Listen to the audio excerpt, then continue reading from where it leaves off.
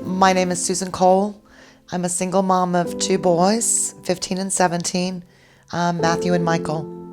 3 years ago, I was diagnosed with cancer. I had a mole on my back, and it had started itching, basically, and I went to see a dermatologist. He did a biopsy that day in the office and sent it off, and within a few days he called and said that I had cancer. I had melanoma. He referred me to a melanoma specialist at the cancer center, and I was scheduled within a few days for surgery. I had a wide resection on my back, and wide meaning wide, to remove any traces of the tumor. And with other testing that they do, that's protocol, they did diagnostic testing on my lymph nodes, and it was found, cancer cells were found in my lymph nodes also. It was devastating, but it was devastating only as much as I would let it be at that point. I just couldn't believe that I was that sick. And the surgeries made me real sick, but I pushed through. I worked full time, and I came home and took care of my kids the best I could full time. And I ended up stopping the interferon after about 4 months. I was just too sick. I was at the point where I had to make a choice whether to continue the treatment or to stop working, and I didn't have an option. There aren't as many resources as most people sitting in their living rooms think that there are. And if I don't work, there's no food on my table for my children. Going out on Social Security disability would cover about 1/3 of my income right now, which is basically my grocery bill for 2 teenage boys. I thought I was doing okay. I was going in for routine scans every 6 months. And if you're in the 6-month club, that's a good place to be when you're at the cancer center, you know? That means they're just watching, they're not expecting. So, but this past summer, they saw spots in my lungs, and which is a very common place for melanoma to metastasize.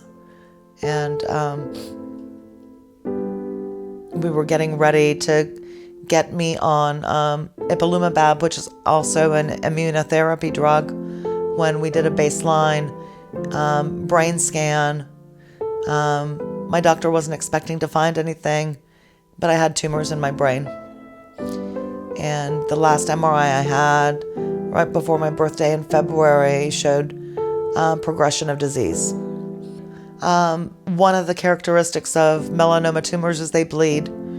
And I woke up, or it was actually one night, I started having a really bad headache, and it was like a whole head headache, and like a really bad sinus headache also in my face. And then I started having neurological problems the next morning when I woke up. It was one of those things where you think, oh, if I can just go to bed and go to sleep, I'll wake up in the morning and be fine. It wasn't the case. The headache was worse. I slept hardly at all. And I knew I was in trouble. I got the kids up and got them off to school.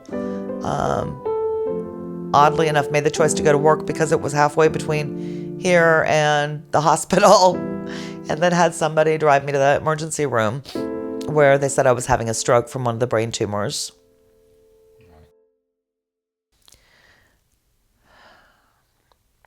You just don't know how you're going to do it. Your first thought is your kids. Like, what the heck is going to happen to them? Not knowing what's going to happen to your kids. It's the worst thing that you can ever think of. Working through the cancer treatment, as I've been doing, is so demanding. I mean, I have to be at work 8 or 9 hours a day. And then when I come home, there's only so much of me left. And my choice before the Helene Foundation was to try to keep my house clean or try to keep cooking. And I just didn't have the strength. I didn't have the resources. I didn't have the energy. And this has helped me so much because now I don't have to worry about those things.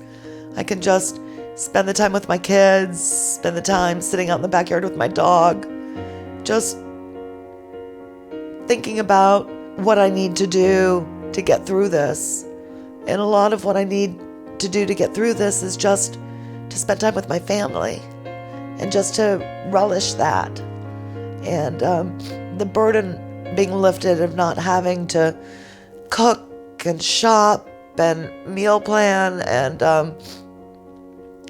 and worrying about keeping the house clean or constantly nagging the kids to do it, which is, who needs that stress, has been just huge in my life. It's just been immeasurable. God bless you guys so much. Your kindness has just meant the world to me. And I'm sorry, I can't say it without getting so emotional. I mean, even the company that you send to clean for me, Camille, she's just God-given. She brings me flowers sometimes and leaves me cards of encouragement, and I just can't tell you what that means to me.